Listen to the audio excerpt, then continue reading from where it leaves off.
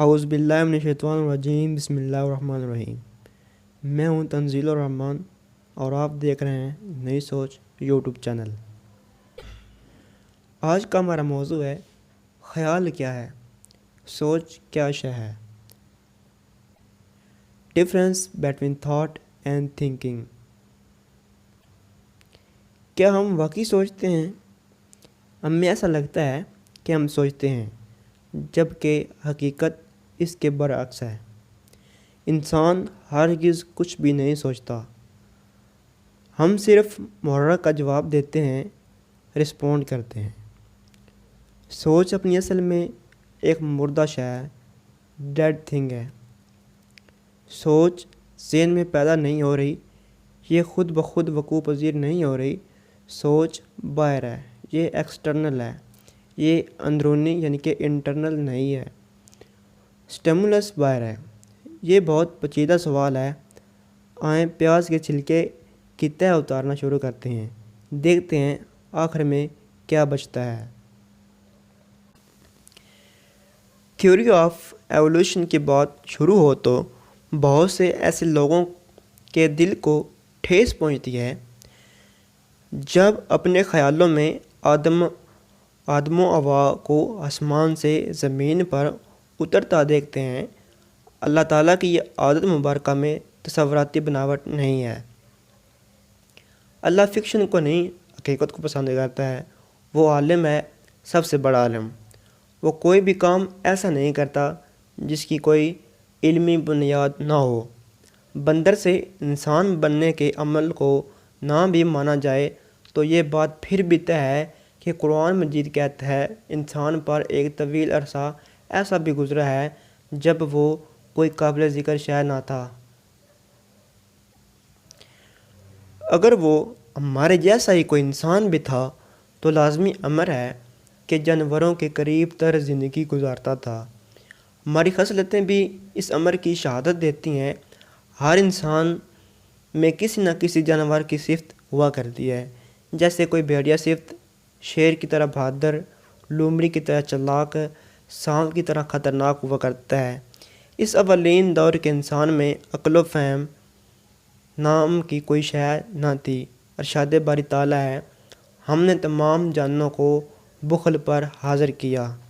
النساء 128۔ یہ کون سا بخل ہے جو انسان سمیت ہر زندہ شے میں حاضر ہے؟ ہر قیمت پر اپنی جان بچائے رکھنے کی جبلت سب سے بڑا بخل ہے۔ کوئی مرنے پر مادہ نہیں ہے۔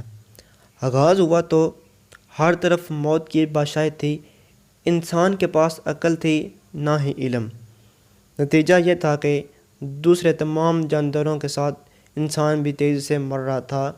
ہر شے اس کی دشمن تھی۔ کبھی سانپ نے کاٹ کھایا تو کبھی کسی کھائی سے نیچے جا گرا، کبھی درندوں نے چیر پھاڑ کر رکھ دیا تو کبھی پانی میں ڈوب مرا۔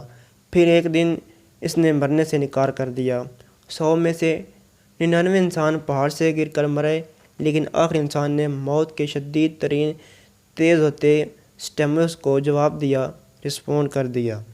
نیچے ایسا کیا ہے کہ جو جاتا ہے واپس نہیں آتا؟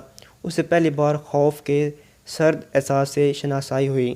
میں ایسا نہیں کروں گا جیسا مجھ سے پہلے والے کر رہے ہیں۔ حادثہ ٹل گیا، وہ بچ گیا۔ انسان نے ہٹ اینڈ ٹریل سے سیکھنا شروع کیا اور پھر وہ سوچتا ہوا انسان بن گیا۔ ہزاروں سال گزرتے چلے گئے، محرک یعنی کہ سٹیمولس کی تعداد بے اندازہ بڑھتی گئی اور اس کے رد عمل میں جواب بھی بڑھتا گیا۔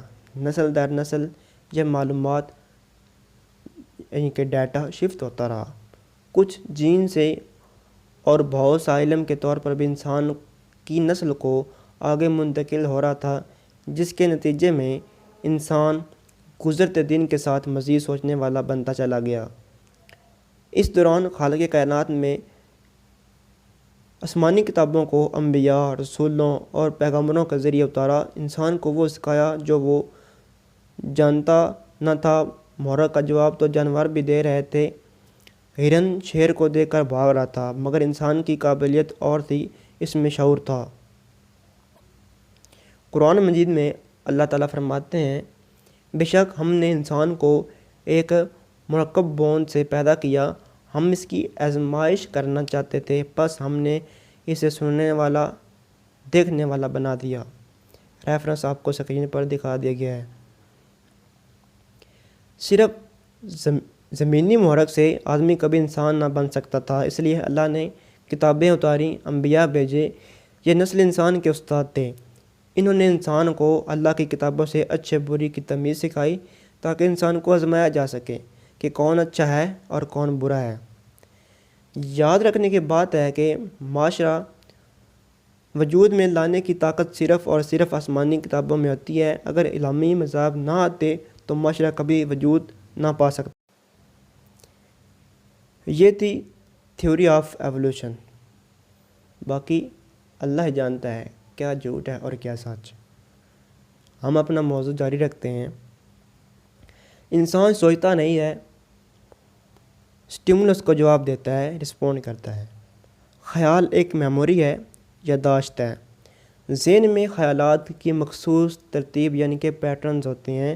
جیسے جوتا ایک سٹیمولس ہے جس کا جواب رسپونڈ پاؤں ہے، مگر اس کا پیٹرن ہے جس میں ایسی تمام میموریز ایک جگہ محفوظ ہیں جن کا تعلق جوتے اور پاؤں سے ہو سکتا ہے۔ موچی ہے، چپل ہے، بوٹ اور تسمے ہیں، شو پالش اور جوتے بنانے والی کمپنیوں کے اشتہارات ہیں۔ جوتا ٹوٹ جانے کا کوئی واقعہ بھی اسی پیٹرن میں ہے۔ اسی طرح جوتا ٹوٹ جانے پر جس جگہ وقت پر نہ پہنچ پانے کی وجہ سے ندامت ہوئی تھی، اس خیال کا پیٹرن اس جوتے کے خیال کے پیٹرن سے جڑا ہے۔ یہ بیچ در بیچ خیالات کا ایک لامتناہی سلسلہ ہوتا ہے جو یادداشت کی صورت میں ہمارے ذہن میں محفوظ ہوتا ہے۔ یادداشت پر پہلے بھی ویڈیو بنا دی گئی ہے، آپ اسے دیکھ سکتے ہیں، ڈسکرپشن میں لنک دے دیا گیا ہے۔ ایک کام سے جوتے کا محرک آپ کو خیالوں کے سمندر میں غرق رکھنے کو کافی ہے۔ ہمارے ارد گرد اربوں خربوں محرکات موجود ہیں جو ہمیں ہر وقت مصروف خیال رکھتے ہیں۔